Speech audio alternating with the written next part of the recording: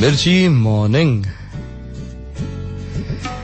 ગાંધીજી અને રવિન્દ્રનાથ ટેગોર આ બંને શાંતિ નિકેતનના બગીચામાં મોર્નિંગ વોક કરતા હતા.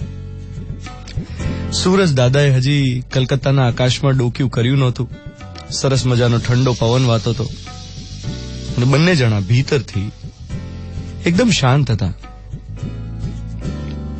એમને કોઈના વોટ્સએપ નહોતા ચેક કરવાના કે કયા ગ્રુપમાં કોનો મેસેજ આવ્યો, કયા ફેમિલી ગ્રુપમાં કોણે ગુડ મોર્નિંગ કીધું, કોણે ન કીધું. ગાંધીજી અને રવિન્દ્રનાથ ટેગોર બંને મોર્નિંગ વોક કરતા કરતા એક જગ્યાએ અટક્યા. બાલ સૂર્યનો કૂણો કૂણો તડકો ગુલાબના છોડ ઉપર પડ્યો. સૂરજના નાજુક કિરણો ગુલાબની નાજુક કળીઓ પર ઝાકળ બિંદુ બાજેલા હતા એની પર ઝળકવા લાગ્યા. ડ્યુ ડ્રોપ્સ, ઝાકળનું પાણી એ પડું પડું કરતું હતું પણ ગુલાબથી ટપકતું નહોતું. ટાગોરે કહ્યું કે ગુલાબની આ ઉઘડતી કળીઓ, આ ખીલતી પાંખડીઓ મને કવિતા લખવા પ્રેરે છે. They are inviting me to write something about them. મને કવિતા લખવાનું મન થાય છે આ ગુલાબ જોઈને. ગાંધીજીએ કહ્યું કે મને તો કવિતા લખતા આવડતી નથી, પણ હા એટલું જરૂર ઈચ્છું કે આપણા દેશનું દરેક બાળક આ ગુલાબની કળી જેવું તાજગી ભર્યું બને. દરેક બાળક આ નાજુક ગુલાબની પાંખડીઓની જેમ વિકાસ પામવાના સપના જુએ. દરેક બાળકના વિચારો સુગંધિત રહે, બીજાને સુવાસ આપે. એક નાનકડું ગુલાબ બે મહાન લોકોના મનમાં એમની પ્રકૃતિ પ્રમાણે કેટલા ઉમદા વિચારો પ્રેરી શકે. આજનો મોર્નિંગ મંત્ર એ છે કે તમને ગુલાબની નાજુક કળીઓ જોઈને વિચાર શું આવે?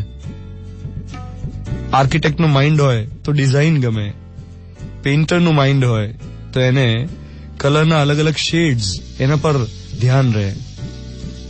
અને આપણે ફોટો ક્લિક કરીએ, એના પછી ફોટો જોતાય નથી. તમે કેટલી બધી જગ્યાએ ફરીને આવ્યા, આ વેકેશનમાં ક્યાંક ગયા હશો, ત્યાં કોઈક નૈસર્ગિક દ્રશ્ય જોવા મળ્યું હશે, પ્રકૃતિનું સૌંદર્ય જોવા મળ્યું હશે, એનો ફોટો ક્લિક કર્યો હશે તમે. પછી તો જવા દો, રીવિઝિટ પણ નથી કરતા એને. કદાચ એનું અસલી સૌંદર્ય નથી માનતા, માત્ર એને મોબાઈલમાં કેદ કરી લેવાનું વિચારીએ છે.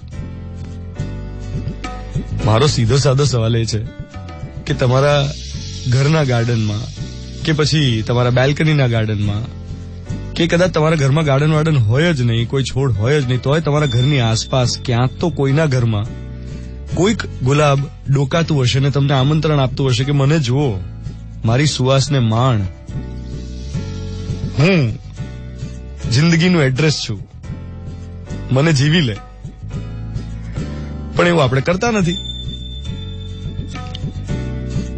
એક પિતા હોય તો એને ભલે મોટો થઈ ગયો હોય દીકરો, પણ પોતાના બાળ શિશુનો ચહેરો ગુલાબમાં દેખાઈ શકે. એક માતા હોય તો એને ભલે મોટી થઈ ગઈ હોય દીકરી, પણ પોતાની 16 વર્ષની દીકરીના ચહેરાની તાજગી એ ગુલાબની પાંખડીઓની તાજગીમાં દેખાઈ શકે. સૌંદર્ય તો છે જ, જરૂર છે નજરની, અને નજર આપણે કેળવી શકીએ એવી શુભ ભાવના સાથે આજના દિવસની શરૂઆત કરું. હા, તો આજનો મોર્નિંગ મંત્ર 7:15 થઈ રહી છે. 7 જૂન 2018 ગુરુવારની સવાર. મિર્ચી 98.3 પર હું છું દ્વાનિત તમારી સાથે. Good morning my dear.